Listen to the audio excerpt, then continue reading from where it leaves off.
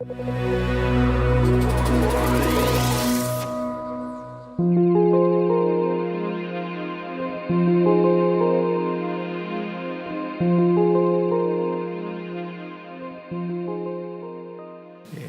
muchísimo la invitación y las palabras del profesor Olivera García. Como ustedes comprenderán, esta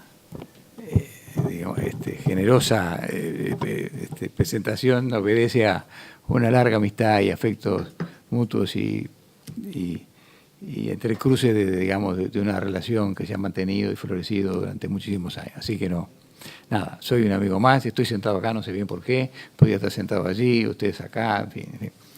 He escuchado al profesor Miller con gran atención, un viejo amigo también, y la verdad que lo que tengo que hacer primero que nada es felicitar a profesor Olivera y a sus colaboradores por haber organizado este evento que realmente viene a cubrir, ¿cómo podría decir?, un gran vacío, digamos, en el área académica y en el área de la praxis, y sobre todo cuando hay juristas de este porte, digamos, con los cuales siempre me he llevado muy bien, no solo con todos ellos, sino más con el derecho, porque en realidad conservo de la facultad, de cuando era estudiante, de los mejores recuerdos de mis profesores de derecho y que me formaron muy intensamente, que tuve la suerte de tener en el derecho comercial estaba Mesera, estaba Ferro, estaba Miguel Urroca.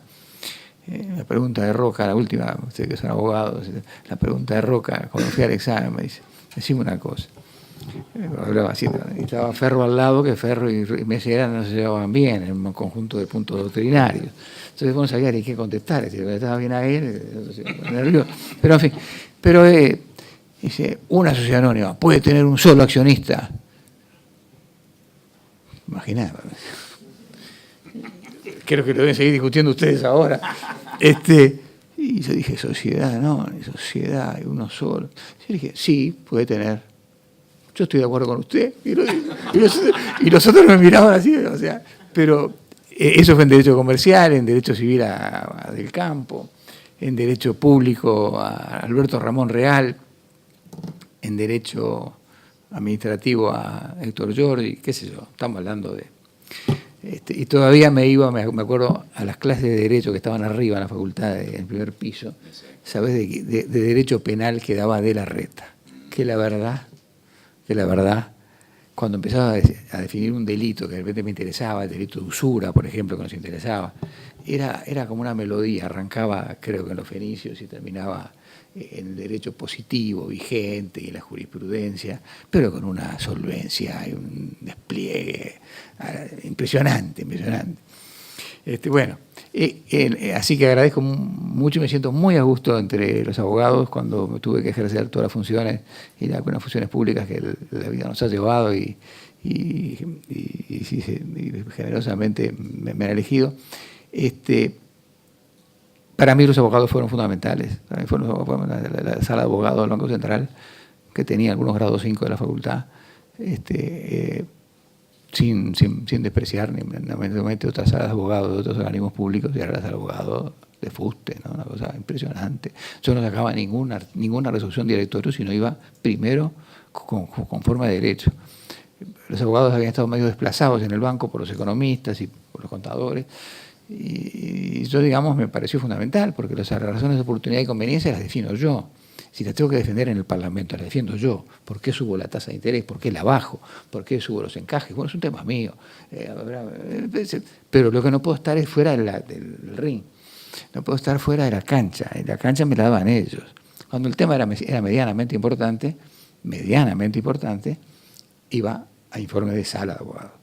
Si no iba con sala de abogado, no iba directorio del informe. O sea, no hubo nunca una resolución sacando una beca, una licencia, una cosa de ese tipo así. Un acto administrativo, ningún acto administrativo del banco, en los 7 años que tuve que estar allí, en 2 periodos, salieron sin que fuera. Entonces, eso me unió más y me ilustró más. Había gente de primer nivel, ¿no es cierto? Estaba Jarvis, estaba Coseniac, estaba Carlos Maggi, Rodríguez Ituño, Alberto Brause, eran 6, Fierrito García Pinto, ellos eran los titulares de la sala, después estaban los abogados que ayudaban, que hoy son los que, algunos de ellos están. Bueno, o sea, me siento muy, muy cómodo en esto y además lo único que voy a hacer acá, voy a hablar de mi ángulo, que es un poco la parte de las finanzas, con toda humildad, y lo único que me gusta es que después me hagan todas las preguntas que ustedes crean necesarios. Yo simplemente voy a hacer una presentación de lo que sería la anatomía y la fisiología de las finanzas de las empresas, para tratando de dar un cierto marco, si es que se puede, desde el ángulo nuestro, ¿no es cierto? No del ángulo jurídico, para que ustedes lo manejen en lo que crean conveniente desde el ángulo que ustedes se han especializado y se han preparado. Arrancamos entonces. La agendita de hoy que tenemos primero un problema de la fisiología, de la financiera, digamos, algunos rasgos estilizados. O sea, acá me voy a preocupar más de las funciones, digamos, financieras, que son la parte fisiológica, la parte anatómica después de las finanzas, o sea, cómo es la anatomía, cómo están los pulmones, el hígado, cómo viene, ¿no? El esófago, cómo están los intestinos, etc. Después el contexto, ya entrando ya más a cerrar el asunto, el contexto. En el contexto me voy a dedicar más que nada a los países emergentes. Si bien todos trabajamos en muchos países, y muchos países que no son emergentes, en esos países hay más teoría en los países desarrollados que en los países emergentes.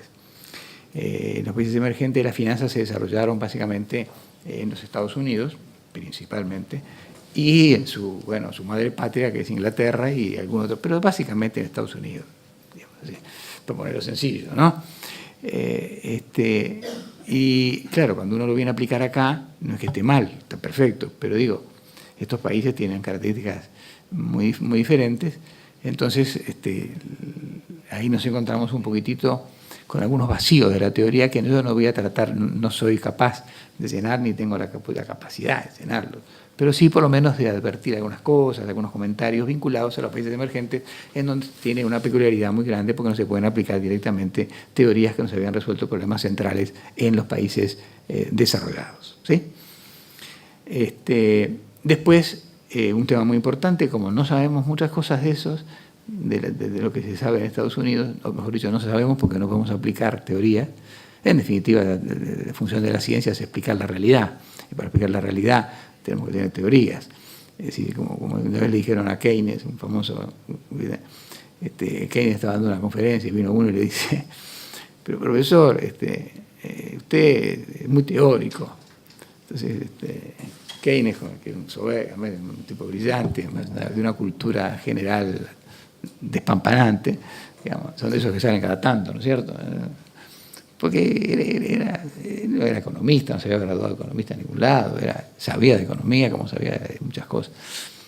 Y le dijo, no hay nada más, esa frase acuérdense, no hay nada más práctico que una teoría. Cuando uno me dice, bueno, a ver, yo quiero algo práctico, es, como decía Keynes, es algún ignorante que no sabe que está aplicando una teoría que hizo otro, que de repente la está aplicando mal. Lo mejor que puede pasar es que sepa la teoría. Después que vos sabés la teoría, entonces vas a la praxis, ¿no es cierto? Si vos no sabés cómo es el corazón, no puedes operar y poner un stent, ¿no es cierto? O sea, primero vamos a ver la teoría. No, yo quiero poner un stent. Antes de poner el stent, vamos a ver cómo son las coronarias, vamos a ver por dónde tenés que poner los elementos. Entonces, cuando sabemos poco, los estrés test son fundamentales en estos países, y yo les voy a mencionar algunos bastante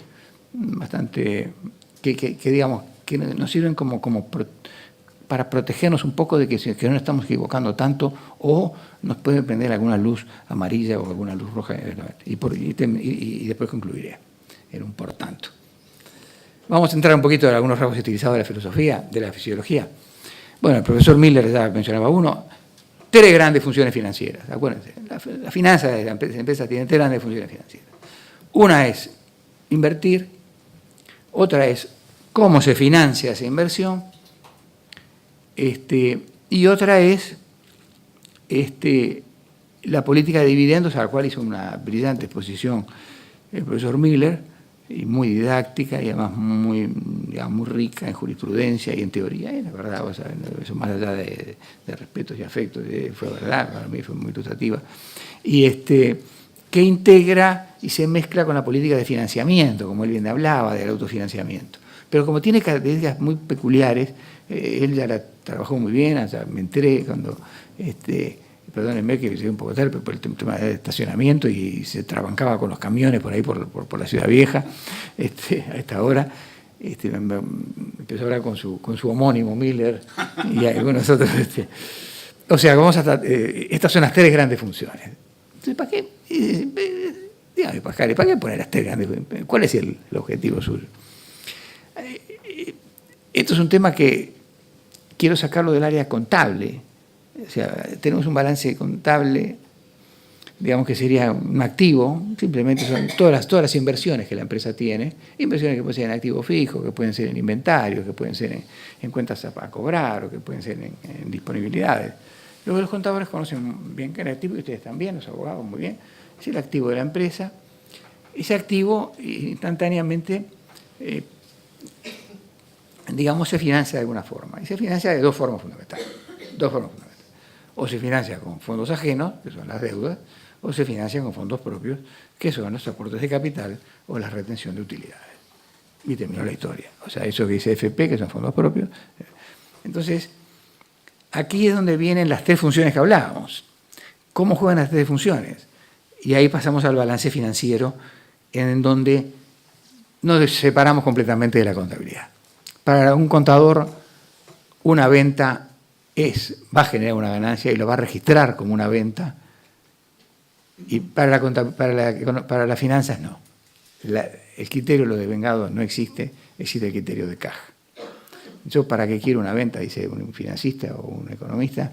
Si soy fenómeno, si tengo que comprar un remedio, voy a ir a la farmacia con una venta que parece que hice, que le voy a cobrar, que era de hierba, en el negocio que yo tenía. Entonces, una venta en economía y en finanzas es venta cuando el soldi está in tasca, como se dice en italiano, como en mi lengua, mi segunda lengua natal, ¿está? Cuando el dinero está en el bolsillo. Recién ahí empezamos a hablar. Entonces, ahí se dice, perdón, esto no quiere decir una crítica a la contabilidad, que tiene sus funciones. La crítica estaría en quienes quieren usar la contabilidad, es como querer usar un auto para volar. No está hecho para volar, está hecho para andar sobre la superficie. O sea, la contabilidad tiene sus funciones, es una técnica, ¿no es cierto? Para registrar. En las finanzas ya entramos más en una ciencia que es una de los brotes o de las ramas de la economía. Segundo lugar, acuérdense de estas cosas, en segundo lugar, en finanzas, en contabilidad el tiempo no existe. Un contador tanto le da que se haya registrado, que la venta esa se haga en diciembre, que se haga en enero, va a entrar en el balance del año 15 o del año 16, salud de París. Para un financista o para un economista hay una cosa que se llama valor tiempo del dinero. Yo creo que todos ustedes, si yo les pregunto, si vos preferís recibir $1.000 hoy, un señor te va a dar $1.000 o te lo va a dar dentro de un año, ¿vos qué dirías? Sí, démelo dentro de un año igual. No, démelo hoy. ¿Por qué? Por muchos motivos. Primero, porque lo puedes reinvertir. Segundo, por un concepto de incertidumbre global. El tipo se muere, no se muere, ¿viste? Se cambia de idea. Y por otro lado, los seres humanos tenemos una tendencia al gozo presente de una necesidad mucho más acentuado que el otro. Eso tiene un costo. Por tanto, es indiferente cobrar 1.000 hoy a cobrar de repente 1.000 no sé cuánto dentro de un año. ¿Está? Para la contabilidad, no. Para la finanza, sí. El tiempo cuenta. The time matters. El tiempo cuenta. O sea, y el tercero que tenemos para la contabilidad, $50.000, son $50.000. En finanzas, $50.000. ¿Qué quiere decir? $50.000 obtenidas en una cosa muy riesgosa o en una actividad que no era riesgosa, que no tenía incertidumbre. Entonces, $50.000 no son $50.000 siempre, son $50.000 dependiendo del riesgo que tienen involucrado. Entonces, aquí entramos en el concepto de incertidumbre.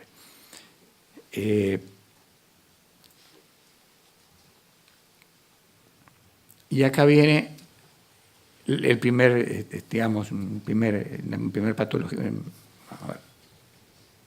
el primer gran entendimiento, vamos a poner así. Tenemos la contabilidad, se separa, se separan. Eso no quiere decir que las finanzas no tomen cosas de la contabilidad, como toman cosas del mercado, como toman cosas del derecho, porque vos también tenés que hacer finanzas en el contexto del derecho. Los economistas tenemos, y los contadores, a veces la idea de que la finanza o la economía se da en la estratosfera. No, se dan en el concepto de derecho. Yo a veces pedía, bueno, ¿qué hacemos si Argentina tiene un problema y que no estaba en el Banco Central? Y venían los economistas, muchachos jóvenes, encantadores, divinos, y había que apoyarlos y había que alentarlos. Me venían con toda una teoría, pero un poquito, hay una ley que no podemos hacer esto y el otro. O sea, se enseñaba poco derecho después se enseñó poco derecho. Nos fuimos para el otro lado. Hoy prácticamente se están recibiendo los economistas casi sabiendo prácticamente nada de derecho. Igual eso es alarmante. Nosotros no éramos expertos en derecho, pero teníamos una base sólida de tipos que, en fin, para lo que teníamos que hacer nosotros era más que suficiente. Casi, digamos, exageradamente importante. El primer entendimiento, entonces, es que nos separamos claramente cuando hablamos de finanzas. El segundo entendimiento es que estas tres funciones, y acá Miller comentaba muy acertadamente y demás, pueden ser activas o pasivas, o residuales, si lo quieren. A ver, ¿qué es una política activa? Y ahí viene la primera patología más frecuente que existe en financiamiento, dado que el seminario habla de financiamiento societario. La patología más importante es hacer activa la política de inversiones. ¿Qué quiere decir hacer activa? Hagamos todas las inversiones que sirven, estoy poniéndolo muy sencillo todo esto, o sea, digamos que sean rentables, vamos a ponerlo así. ¿Se entiende esto de rentable? ¿Entendemos? Todas las que sean rentables. Te puedo decir que todas las que sean rentables, que se nos vengan a la mano, y a su vez tenemos una política de dividendos, que en nuestro país es una política de dividendos que tiene el país en los últimos 30 años cambió muchísimo, digamos, prácticamente hoy quedan muy poquititas empresas importantes, digamos, cuando digo importantes digo de más de 200 personas ocupadas, que estén en manos de nacionales. Diríamos que son contadas, en el ramo que a ustedes se les ocurra, ¿no es cierto? Con lo cual la política de dividendos no la fija Uruguay, sino que la fija la casa matriz. Uruguay le dan un dato de lo que tiene que rendir y nada más. Ese dato que tiene que rendir es justamente el premio por el riesgo, digamos, que tiene que estar en el Uruguay. O sea, la política de dividendos viene dada. Y en las políticas, en las nacionales, en las que quedan nacionales, normalmente en estos países subdesarrollados o menos desarrollados, y se da en otros países también, ¿no? Son más bien familiares o de pocos socios, en lo cual la política de vivienda está muy mezclada con la política, digamos, de directores y remuneraciones.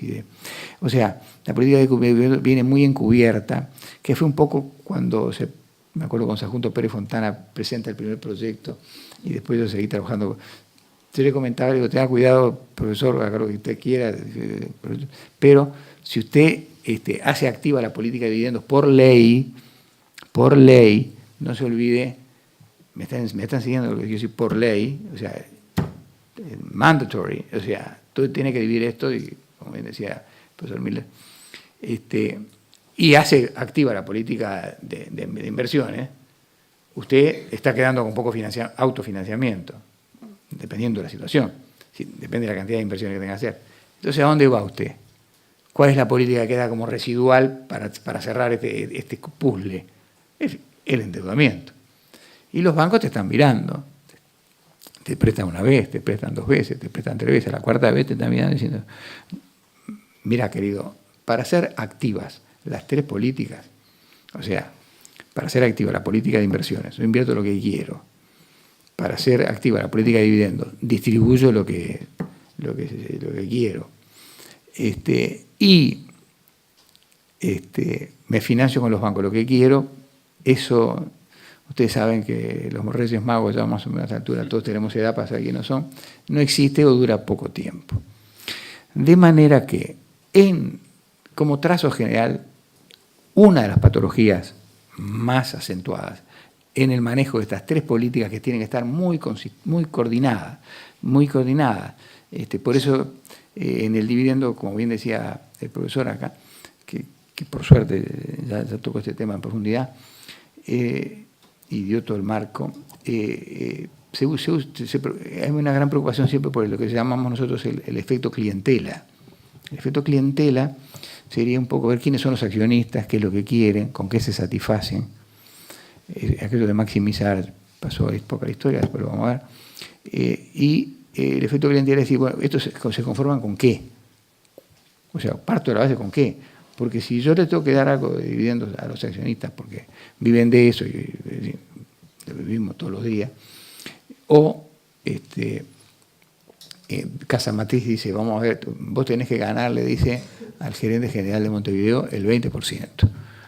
Lo que está diciéndole, el 20% sobre el capital que tenemos invertido. Y me tenés que remitir el 20% de las utilidades, el 100% de las utilidades de ese 20%. Eso es porque, juntada a los dividendos de todas las sucursales que tienen esparcidas en el mundo, genera un dividendo que satisface. Por eso que este tipo de proyecciones hay que hacerlas a mediano plazo. ¿A dónde quiere la empresa? ¿Qué tiene que invertir? ¿Qué puede distribuir de dividendos? Y tratarlo con la clientela que tiene, que quiénes son los accionistas. ¿Me explico? El efecto clientela acá es muy importante. Es decir, ¿cuánto es que eso se espera? Porque si no tenemos conflictos, tenemos juicios y juicios que ya vieron los resultados que tienen. Entonces, la patología más habitual es esta, el financiamiento residual. Hago activa la política de inversiones, ¿sí? Invierto todo lo que tengo que invertir, acá entra mucho, digamos, la tentación, yo creo que es un buen negocio, y por otro lado, quiero la plata, ¿cierto? Uno está en sociedades anónimas que, me acuerdo que estábamos en la plena asamblea y los accionistas firmando el cheque, no habían votado el dividendo y estaban esperando el cheque. Claro, si vos haces activa esa y haces muy activa la otra, la política de dividendos, van a los bancos, hasta que al final los bancos un día te dicen, perdóname, mi función no es financiar dividendos, es financiar crecimiento de empresas o necesidades transitorias de tesorería, según el tipo de banco. No es financiar dividendos. Esa no es la función de la banca y ni fue creada para eso. Sería penado, incluso mal visto por un inspector del Banco Central que un banco esté financiando a una empresa para que distribuya dividendos. Vos tenés que distribuir dividendos con los que ganás, no usando la política de financiamiento. Pero la realidad, ¿cuál es? Y por eso son las crisis que tenemos.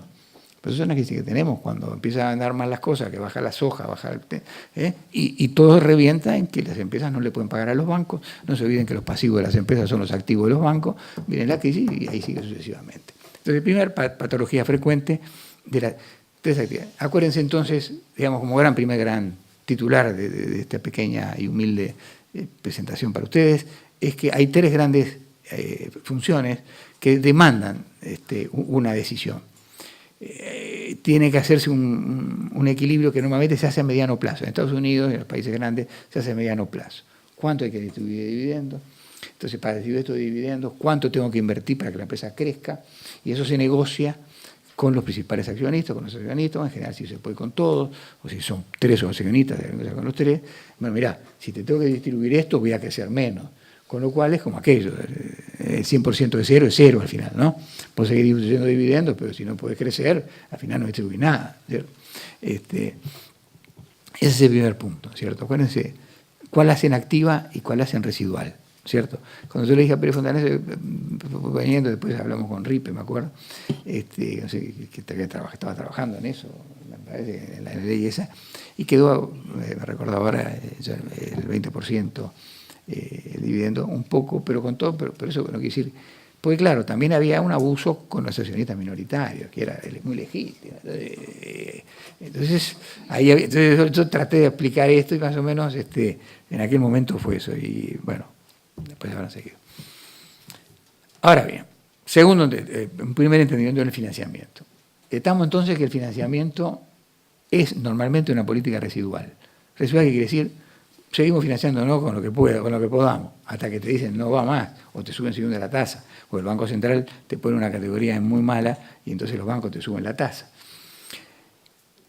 Primera cosa que tiene que quedar claro acá es que el fisco pero no a propósito, no deliberadamente, el fisco subsidia el financiamiento ajeno, subsidia la deuda. Ustedes me dirán, ¿cómo subsidia la deuda? ¿Qué está diciendo este hombre?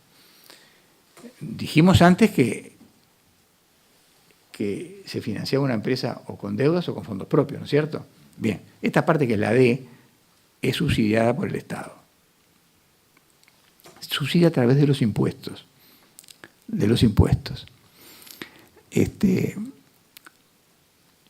¿Por qué por los impuestos? Porque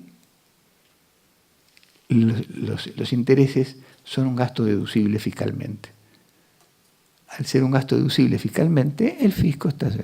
Uruguay es creo que es de los que yo conozco, es el único país del mundo que grava además, o sea, subsidia el fisco el financiamiento ajeno, o sea, la deuda. De ahí que haya tanto back to back. Si un tipo tiene $1 millón, ¿para qué va a invertir $1 millón en la empresa? Se lo da al banco, el banco lo deposita en el exterior, lo deja como garantía automática de acá y le presta. ¿Por qué le presta? Porque él va a poder deducir los intereses como gasto deducible, y a su vez una originalidad que tenemos es que tenemos el impuesto al patrimonio también. O sea, todos los libros que ustedes lean de finanzas en cualquier parte del mundo van a hablar siempre del impuesto a la renta. A nadie se le puede ocurrir, y yo me acuerdo que cuando, digo, valga la pena, son algunas ventajas de tener algunos años o algunas desventajas. Yo era alumno y era cronista de un diario, cronista notero, digo, hacía una nota de sociales, ¿viste? Se casó no sé quién, pero en la parte económica, como estaba al final de la carrera, entonces tenía un profesor que era un encanto, no voy a decir el nombre, pero además porque era tan buena persona que era, nos decía, ustedes recuerden que los países graban lo que se gana o lo que se tiene. En pocas palabras, o grabar la renta o grabarse el patrimonio, pero no las dos cosas, salvo esos impuestos municipales que ya vienen en la Constitución, tipo contribución inmobiliaria, ese tipo de cosas que ya son, en fin. Entonces escuchábamos eso, muy bien, muy bien. Renuncia el ministro que estaba y entra el profesor nuestro, del ministro, no sé, y tiene que mandar su primer rendición de cuentas. Manda la rendición de cuentas y crea el impuesto al patrimonio por única vez con una tasa muy bajita. Todos los alumnos quedamos muertos. Y yo, bueno, entonces él sale por la calle Paraguay y Colonia, ahí donde está el Ministerio de Economía, y nos da una conferencia de prensa. Y yo iba, ¿viste? Me senté, yo todavía no había salvado el examen, imagínate, ¿no? Yo calladito. calladito con mi libretita. Y entonces el ministro me vio, ¿qué tal? Porque claro, éramos pocos, éramos 29, 30 en aquel momento, en quinto año, en cuarto año. Ahora tenemos 1.200, menos 30. Te conocía hasta el nombre del perro tuyo. Entonces, me saludó, ¿qué tal, profesor? Yo, nada. Bueno, tipo, explica que mandaba por única vez el impuesto al patrimonio, estamos hablando, yo era estudiante. Pasan los días, vamos a clase, yo iba a clase, me sentaba en la última fila, ¿viste? Me empecé a sentarme en la última fila, no me ponía ni la cara, ¿no? Para que no me preguntara nada. Una vuelta porque era muy gente, era muy gente. Era un hombre muy literal, muy culto económicamente, pero además muy buena persona, ¿no? Muy éticamente, muy derecho. Una vuelta terminamos de decir, Pascal, tengo que hablar con usted. Sí, profesor, sí. Usted se estará preguntando o diciendo, no sé, ¿viste? Yo no fui, ¿no? O yo soy un mentiroso, no sé, o algo me pasa, ¿no? Yo les quiero decir que este impuesto va por única vez y le voy a explicar por qué va. Fíjate, estas son las historias que hay atrás, la historia chica que crean líos grandes, ¿no es cierto? Me dice, la presión que he tenido es impresionante. No me diga. Después lo comprendería años después cuando tuve que ocupar alguna posición. No me diga, ¿qué pasó? No había plata para mandar al seleccionado uruguayo al campeonato del mundo. Pues digo, Entonces hubo que crear este pequeño impuesto, que era un impuesto muy pequeño y rendía poco, pero suficiente como para ver que perdió, por supuesto, digamos. Sí, obviamente, desde el año 50 para acá, olvidate, ¿no? Cuando el país empieza a estancar, se estanca en todo, ¿no? Digo, no quiere decir que no salga Suárez, o un Cavani, o un muchacho que juega Godín, en fin, el capitán, o grandes jugadores, pero digo, una cosa es jugar bien al fútbol y otra cosa es ser campeón del mundo, ¿no? Son dos cosas distintas, ¿no? Entonces, en la segunda rendición de cuentas, este buen señor manda la derogación del artículo al año siguiente. El Parlamento no deroga nada, cero. Y el tipo renuncia de ministro, y ahí lo sucedieron 3 ministros más. Uno de ellos, el último, fue muy bueno en ese momento. Un ministro serio, un ministro que era escribano, el escribano Dado Ortiz, el último, que lo siguió a él un hombre muy prolijo financieramente. Entonces, en Uruguay tenemos la peculiaridad, digamos, no sé si muy especial, de que el fisco subsidia doblemente el financiamiento, con lo cual le da un incentivo. Te reduce el costo del financiamiento por 2 vías. Pagas menos impuesto al patrimonio y en la opción de poner fondos propios o fondos ajenos, pones fondos ajenos porque pagas menos impuesto a la renta y menos impuesto al patrimonio. ¿Ah? Primer concepto que tiene que quedar claro. Y esto es gravísimo. ¿Por qué es gravísimo? Porque el costo de los fondos propios en contabilidad no existe. Los costos de fondos propios son gratis para el contador. Para los contadores no, para la contabilidad. Los contadores están muy bien formados y saben que no es gratis. Pero tenemos que recordarlo acá. Los fondos propios tienen un costo muy importante, un costo muy grande. Un costo que no se registra contablemente porque, bueno, no hay un papelito que diga, si el contador precisa un papel que diga se pagó esto, y si se pagó esto lo registro, y si no está el papel. Acá estamos en economía, no estamos en contabilidad. Y entonces el costo de los fondos propios es mayor que el de las deudas. ¿Por qué? Por la incertidumbre. Es mucho más incierto invertir en un capital que no sabes cuánto vas a ganar, no tenés una rentabilidad asegurada, que una deuda que tiene una tasa prometida, que es la tasa de interés. El riesgo que tenés allí es un riesgo de default, que no te paguen, o un riesgo de incumplimiento. Entonces, el costo de los fondos propios, que es el mayor, no es reconocido por el fisco. Hay algunos países ya avanzados que han empezado a reconocerlo, fictamente. Fictamente, por supuesto, porque esto es caso a caso, como decía él, cada empresa tiene un costo distinto. ¿Cuál es el costo? Este costo tan distinto es el costo de oportunidad. El costo de oportunidad, ¿qué es?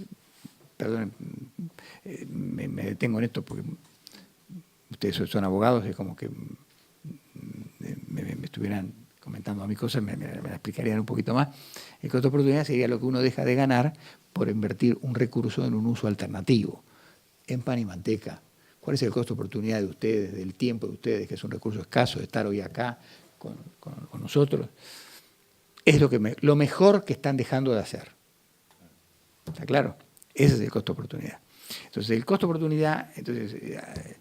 oportunidad en nuestros países es en dólares 14, 15, 16%.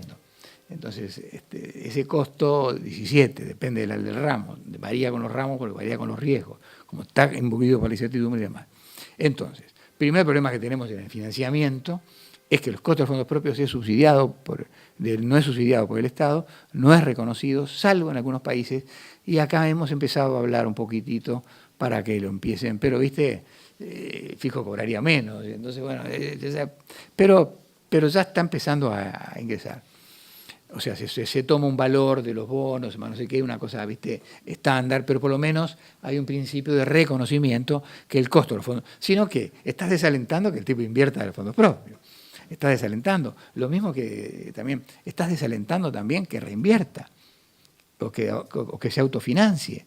Porque si yo, en vez de hacer eso, reparto dividendos, esos dividendos el señor lo agarra, lo lleva para un banco, hace un back-to-back y lo trae como financiamiento externo. Entonces, esto es un tema muy importante, ¿cierto? Que acá los abogados tienen mucho que ver. ¿Y hasta dónde se puede endeudar una empresa? Bueno, voy a ir un poquito más rápido. ¿Hasta dónde se endeuda una empresa? Porque estamos con el financiamiento. ¿Hasta dónde se minimiza el costo del capital? Es un primer entendimiento. O sea, el costo de las deudas, el de los fondos propios es la curva que está arriba, va creciendo a medida que aumenta el endeudamiento. La que está más abajo, la que está abajo del todo, es el endeudamiento. Y como arranca con cero endeudamiento, después se va haciendo el mínimo y es un mínimo.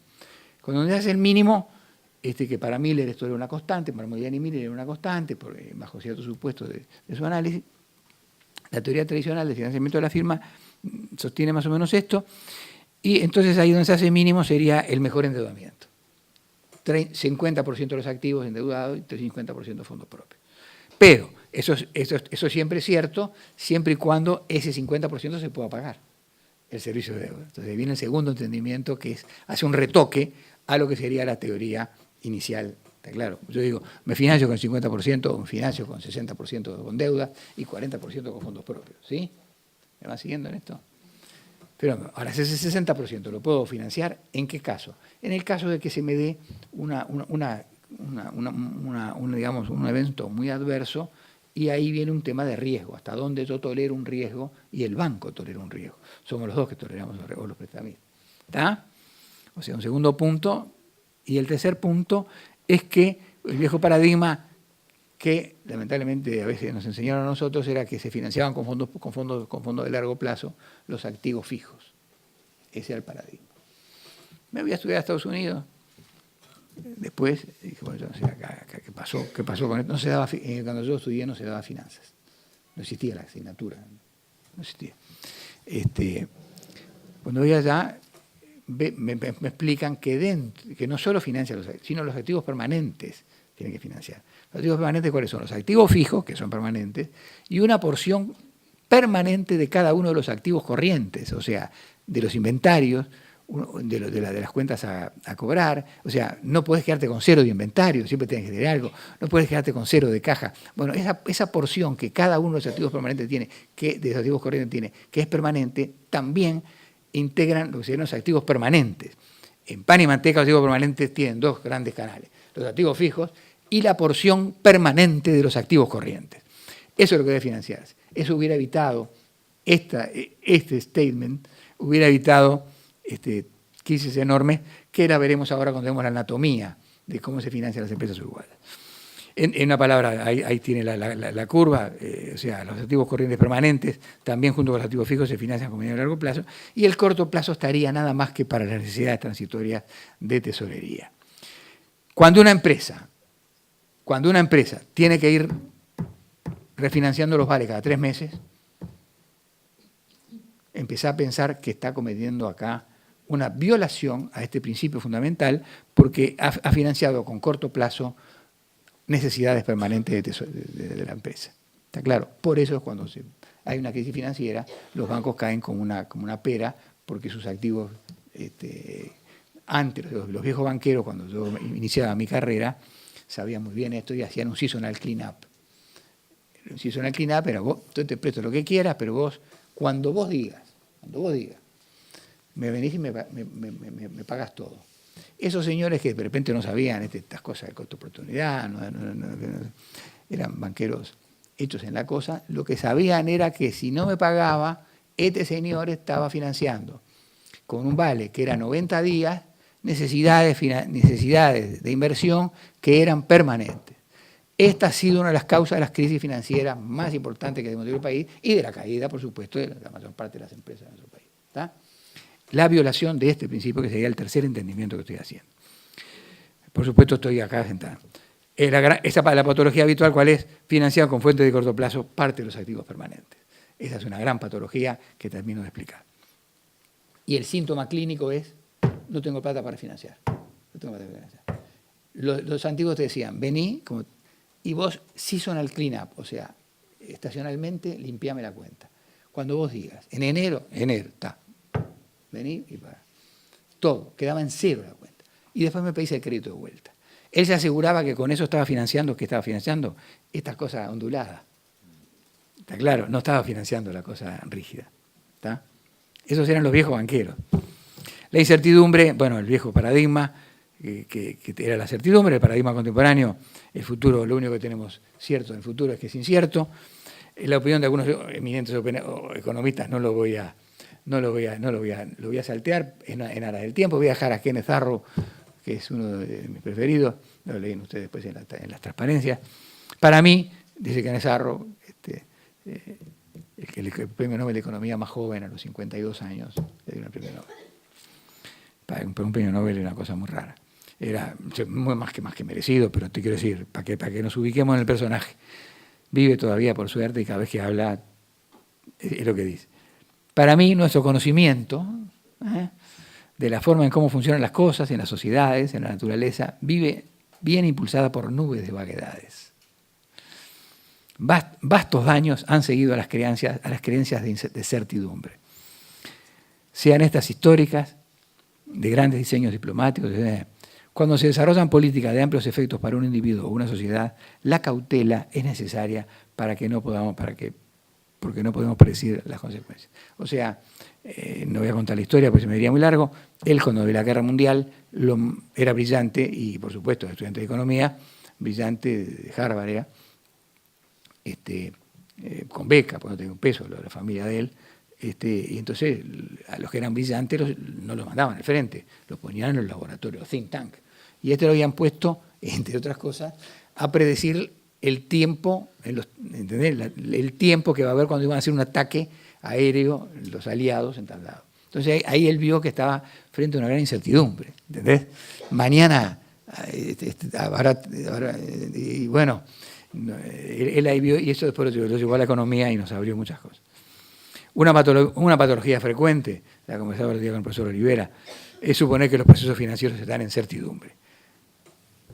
Cuando a mí me traen un proyecto, muchachos, cuando me traen un proyecto y me dicen, la tasa de rentabilidad de este proyecto es el 14%,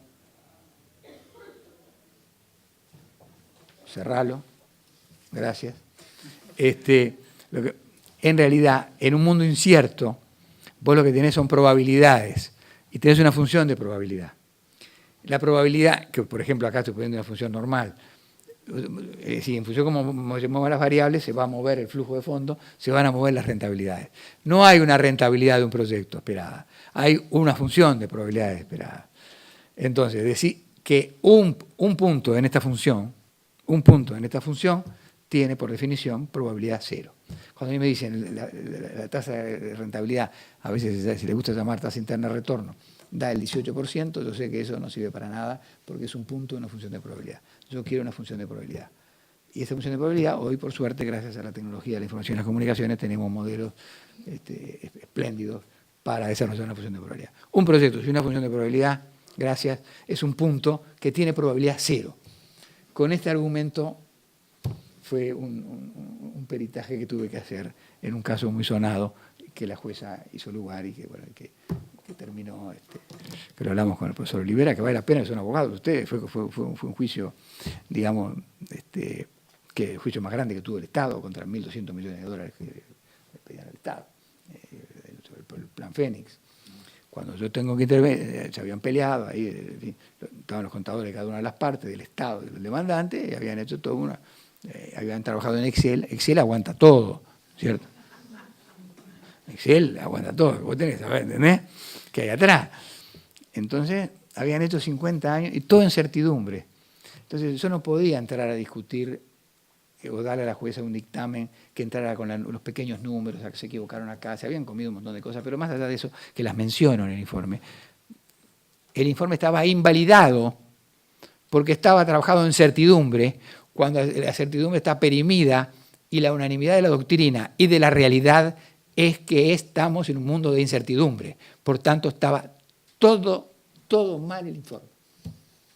La jueza acoge bueno, después imagínense, tuve que hacer una audiencia de 3 horas explicando todo este lío. Hacemos el informe, eso, y bueno, terminó el juicio. ¿Por qué digo esto? Porque no es una cosa banal esto de la incertidumbre, no es una dilectancia filosófica. Estamos en un mundo de incertidumbre. No, acá estamos en el derecho positivo y en la jurisprudencia. La jueza falla en base a eso y termina el juicio y queda desestimado por ella y desestimado por todos los órganos corporativos. Y no pasó nada, terminó. Terminó, pero no terminó porque de repente no tuvieron un daño. Terminó por cómo enfocaron el tema en un contexto de certidumbre cuando estamos en una incertidumbre. Bueno, la racionalidad acá, ya habló algo él, hoy día estas decisiones que estamos viendo acá, y voy a ir medio rápido, en aras del respeto que ustedes merecen, antes se daba por la razón. Esto viene de Descartes, toda la economía se basó en la razón. Hoy se sabe que las emociones están jugando mucho, las emociones juegan muchísimo y en realidad hoy día, luego de los avances de las ciencias cognitivas, se sabe que las emociones son las que arrancan con la decisión y la razón sirve para andarivelarlas, básicamente. No es la razón la que te hace hacer, sino que es, me gusta esto, quiero esto, mi tío hizo esto, mi abuelo hizo esto, voy a hacer esto, quedaría fenómeno en el barrio, me sentiría orgulloso, me sentiría... Hay un rapto de emoción que después con los días la vas acomodando, te parece hacer tanto, en fin, la razón empieza a pesar un poco y empieza a acomodar. O sea, esto es muy importante. Y ahora vamos a la anatomía un poquitito. En fin, acá la anatomía le voy a hacer la anatomía de las empresas industriales, digamos, que lo quieren, y las empresas en general, es que a mayor tamaño, mayor endeudamiento. Acá se nos está dando, fíjense, una peculiaridad de este hallazgo, muy propia, muy rara y muy propia de estos países emergentes. A mayor tamaño de empresa, menor rentabilidad. Estamos un poco contra la teoría que podría decir que tenemos mayores economías de escala, de alcance, al ser más grande. O sea, más endeudamiento más endeudamiento y más rentabilidad, y menor rentabilidad. Ven estos box plot como va bajando según aumento los hallazgos, a mayor tamaño, menor rentabilidad sobre activo, a mayor tamaño, menor rentabilidad sobre el patrimonio neto, siempre menor rentabilidad a mayor tamaño de la empresa, medido el tamaño de la empresa por cualquiera de estas tres variables, o por el número de empleados, o por las ventas que tiene, o por los activos que tiene. ¿Sí? Esto les quise dar un adelanto a una investigación que estoy terminando, porque esta llega hasta el año 2012, digamos, se los quería adelantar, ya está escrita, pero digamos, hoy, en el año 2015 sigue igual, el endeudamiento, por ahí está, es el 48%, 49%, o sea, el 49%, la mitad del financiamiento, de aquella línea que hice, la mitad, más o menos, en promedio, está dado en el año 14 también, y dentro de ese financiamiento, no me dio el tiempo porque lo calculé anoche a última hora y ya tenía el PPT armado y no me dio el tiempo. Pude terminar de calcular con el SPSS de ese endeudamiento, cuánto era endeudamiento a corto plazo y a largo plazo. Que ahí está la causa del tema, aquel que les dije, apenas el 15% del endeudamiento total, de la deuda total, es de deuda a mediano y largo plazo, y el otro 85%, eso no es una cosa... O sea, eso es lo que está diciendo, no voy a ir para atrás, es que te estás viniendo con el financiamiento a corto plazo a financiar activos corrientes de carácter permanente. He visto casos peores, financiar con corto plazo activos fijos también, digo. ¿Está claro esto? O sea, en suma, grandes en anatomía. El endeudamiento anda en promedio del 50%, en torno. A mayor tamaño, menor endeudamiento. La rentabilidad ha ido declinando en estos últimos años. Todavía sigue siendo positiva, pero más chica, tanto sea sobre ventas, sobre activos, o sobre equity, sobre patrimonio neto. Viene declinando y además de declinando, es más pequeña cuando la empresa es más grande. Eso es un tema a lo cual se refiere este paper que estoy terminando. Pero quería adelantarles que los hallazgos de hoy, al 2015, que es el último dato que tenemos, los balances cerrados al 2015, están dando eso en el país. ¿Está? Después me hacen las preguntas que quieran convenientes. Después acá tenemos entramos en la parte de contexto, voy a ir medio rápido, me voy a centrar en algunas. Los sistemas financieros son poco desarrollados, tenemos algunas políticas económicas, por suerte en Uruguay no se da el caso, unas marcadas imperfecciones en los mercados. Fijémonos nosotros, queridos amigos, cuando yo estaba presidente del Banco Central, el Banco de la República tenía el 30% del mercado y tenía 24, 25 bancos privados. Yo estaba preocupado y estábamos todos preocupados porque tenía el 30% del mercado. Era mucho. Hoy día, ¿cuánto es? Es el 50% del mercado. Es el 50% del mercado y hay 7 bancos, de los cuales no los empujen mucho porque ¿está? No los atropellen mucho porque se toman el buque. Entonces, el Banco República no está contento con esto. Pero ¿esto de qué habla, muchachos? ¿Por qué es esto? Entre otras cosas. Entre otras cosas. Es por esto que dije recién, que lo pasé medio al trote, porque esto para no puedo hacerle perder más tiempo, porque las emociones de la gente están pesando en la decisión. Yo voy al Banco República porque si se equivocan en la tasa de interés de una tarjeta de crédito, voy y le digo, perdón, presento una nota, para mí me liquidaron mal la tasa de interés de la tarjeta de crédito. Y ahí se genera un expediente que termina, y el señor viene y dice, la verdad que tiene razón, un gerente. Entonces, toda la crisis, digamos, del año 2007 y 2008 en Estados Unidos, es una crisis de valores, no fue una crisis financiera, fue una cosa de vergüenza, una cosa aterradora en un país en el cual uno estudió y se basaba en una cosa, digamos, pone los pelos punta, ¿no? Las cosas que hacían los bancos que uno suponía que eran bancos importantes, de los cuales tengo el mayor cariño por todos ellos, no tengo nada contra los bancos, al contrario. Pero les quiero decir, la gente que dice, yo en vez de ir a un banco privado que está todo macanudo, me voy a un banco público. No hay otra razón. Y los estudios de mercado dicen que la marca es esa y la razón es esa. Es una razón de carácter emotivo, que ya existía en mi época. Pero hoy, después de la crisis del 2002 y después de la crisis del 2007 en Estados Unidos, y 2008, y de la cual todavía no han salido, lo ven ahí con el señor Trump y la señora Clinton discutiendo estas cosas, la gente dice, no, Banco República, ¿viste? Fíjate que 50%, ¿hasta cuándo? Porque, ¿entendés? Es una imperfección muy grande, ¿no? Esto trae terribles connotaciones, más allá, y el Banco República no es que esté contento, pero es así. La gente va al Banco República. Yo, después de unos problemas que tuve, terminé salijando unas cuentas de un banco y me fui al Banco República. No quise armar un lío, porque no tenía ganas de armar ningún lío, pero hablé con el gerente general, esto está todo mal, y ¿sabe cómo terminó el banco? Diciéndome, bueno, ¿dónde querés que paremos? Para arreglar, digamos, porque para arreglar las cosas que me habían hecho mal. Fue una decisión, ¿dónde paramos? De seguir arreglando lo que está mal hecho. Y bueno, para acá, para 5 años para atrás. Le dije, para acá, para donde quieras. Terminó de parar y dije, mira que yo me voy del banco. Sí, está. Me fui del banco, me fui al Banco República. Está. Tengo que ir al Banco República. No es muy más ágil, menos ágil, pero están ahí. En el otro está fenómeno, pero me quedaba todo mal. Entonces, hay que tener cuidado. Las emociones están pesando mucho. Y cuando vos rompés una de las emociones más complejas que hay, que es lo que le pasa a algunos países, y a la República Argentina, por ejemplo, es un país no querido para mí, queridísimo, hice mi carrera en Argentina, está rota, y en Estados Unidos también, está rota, y en Europa más, está rota una de las emociones más importantes y que la economía la da por sentada, que es la confianza. ¿Está claro? Cuando vos rompés la confianza, es un lío que no lo arreglás en 2 minutos. Yo cuando miro al señor Macri, que lo veo lleno de buenas intenciones, y a su equipo económico al cual tengo amistad y respeto técnico, el lío, cuando vos rompés durante tantas décadas la confianza, la vapuleás para todos lados, es muy difícil recuperarla así en un santiamén. Las confianzas se sube por escalera y se baja por ascensor. ¿Está claro?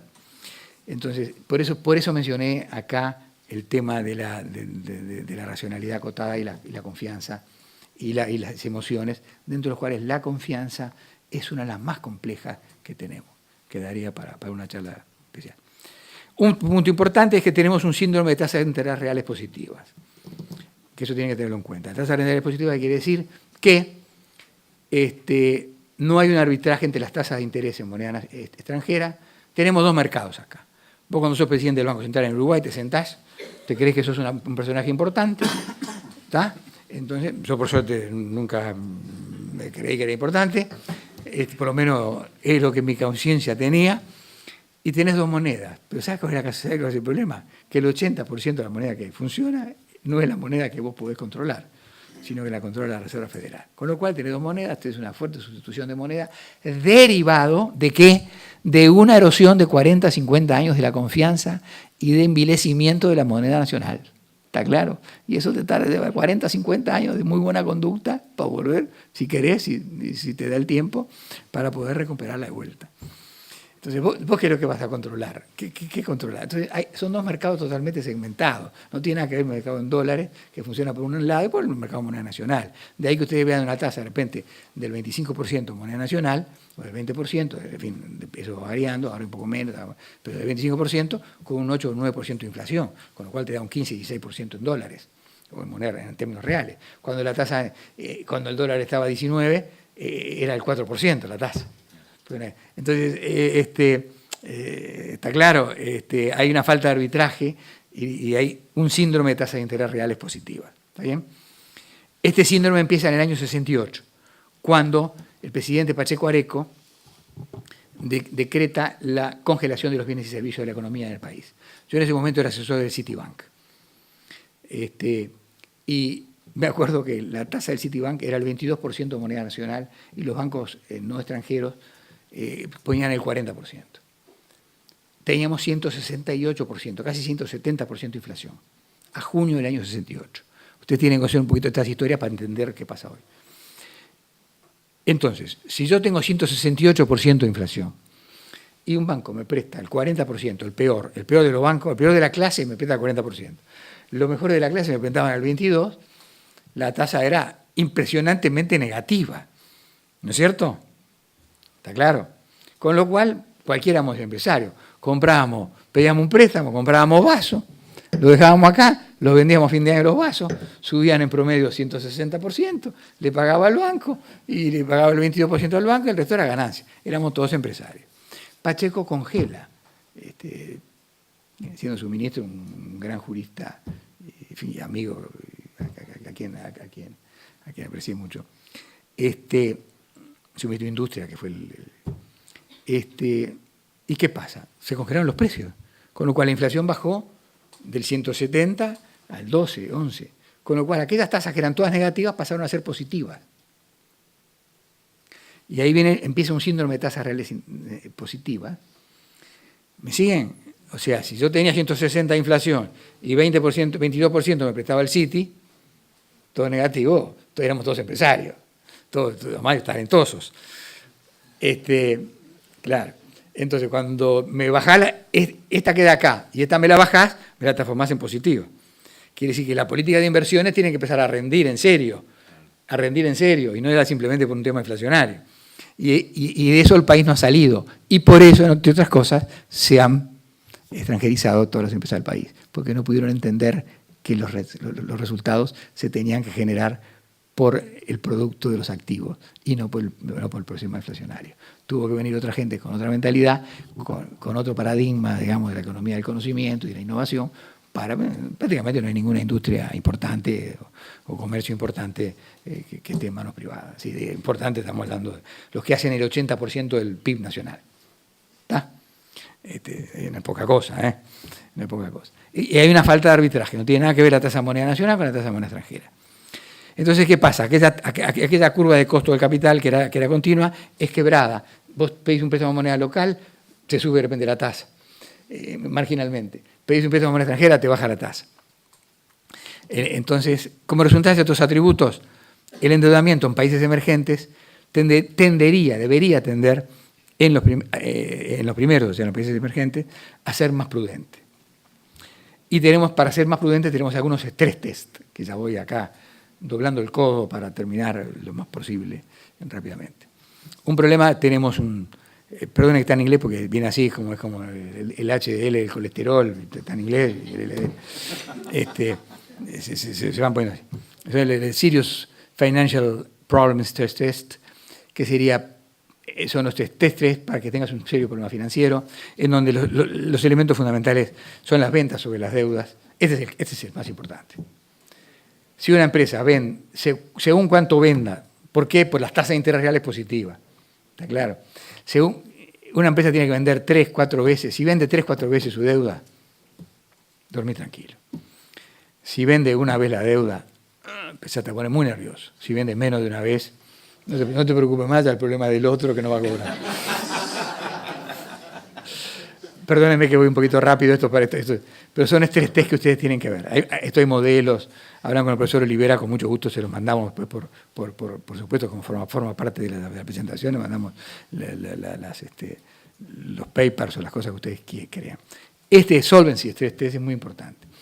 Cuando la rentabilidad de los activos no es suficientemente grande y puede ser inferior al costo de los financiamientos, P es la tasa, la que está abajo en el denominador, es el rendimiento de los activos, y I es la tasa de los activos, y el otro es el logaritmo natural, no se preocupen de una cosa, parece una cosa complejísima, es una pavada, matemáticamente es una cosa muy elemental. Lo que no es elemental es el resultado. Tú calculas esto y te dice cuántos años va a vivir esa empresa. Cuántos, en términos de solvencia, entendiendo por solvencia en este caso, que el patrimonio se haga cero. Que se haga cero. No que entre en una causal de disolución, sino que se haga cero. O sea, todavía es más agudo, digamos. Entonces, la verdad que nunca nos ha fallado. Nunca, no a mí en general. O sea, te dice, si la rentabilidad de los activos es superior al costo de los financiamientos, puedes tener una larga vida. Si estamos al revés, cosa muy normal, mucho más normal de lo que uno cree, que el costo de los financiamientos, incluyendo el costo de los fondos propios, esto se hace muy complicado y termina siendo que te da 5 años, 6 años. Y vos lo ves, a los 6 años, a los 5 años la empresa tuvo problemas, tuvo que reestructurarse, nos da entonces los años, el Solvency Stress Test. Son cosas que tenemos que tener para ver hasta dónde podemos aguantar la cosa. Después, esta es un poquito más complicadita, ¿no? pero esto en definitiva es no más complicada, no más larguita. Es el rendimiento sobre el patrimonio neto. En definitiva, es el producto de estas 4 cosas que están acá. Una empresa tiene un problema operativo o puede tener un problema financiero. 2 empresas operativamente pueden ser igual, o sea, su estructura de ventas, de costos operativos, ¿sí? Puede ser más o menos similares, pero tiene una estructura financiera distinta. Una se financia con mucho endeudamiento, otra con poco endeudamiento, en fin. Entonces, los dos primeros indicadores, también con mucho gusto, marcan lo que sería el leverage operativo, la responsabilidad, porque aunque tú seas un hombre de mucha experiencia clínica en finanzas, es muy difícil de ver si esta empresa está dando muy poca rentabilidad por problemas de operativos, y dentro de los problemas operativos, si por la rentabilidad o por la rotación de los activos o por el leverage, que es el endeudamiento. Y esto nos da esto. Y después tenemos el último, que es el más importante, que es muy importante en nuestros países, que es que las estructuras financieras eficientes en nuestros países, dada una determinada estructura de activos, es mía la definición, pero la voy a leer igual, aquella, porque una combinación de fuentes tal que por la naturaleza y magnitud de sus costos, su importancia relativa y su flexibilidad ante expectativas de cambio en el marco ambiental, permitan tener una nueva configuración de obtener los objetivos de rendimientos esperados. En pan y manteca, lo que estoy diciendo acá es la flexibilidad financiera. Cuando vos tenés tasas que van variando y que se devalúa más y se devalúa menos y qué sé yo, vos lo que tenés que tener es capacidad de ir reestructurando tu estructura financiera. Es lo que se llama una flexibilidad financiera, que no es un tema tan propio de los países desarrollados, que este tipo de riesgos no los tienen por lo menos en estas dimensiones. Por tanto, en los países emergentes, con los atributos de contexto y la observancia de los stress test, las decisiones de estructura financiera más adecuadas serán en función de lo que el mercado provee y de las preferencias subjetivas ante el riesgo. Ahí es donde viene el riesgo que el empresario quiere tomar. No es que una sea mejor que aguanto hasta el riesgo. El objetivo de esto siempre tiene que estar en la parte de financiamiento, estoy diciendo, en la parte de financiamiento ajeno sobre todo, en tener la mayor, o reducir o minimizar, si se puede, el costo de la inflexibilidad de las estructuras. Muchas gracias. Estos eran los positivos.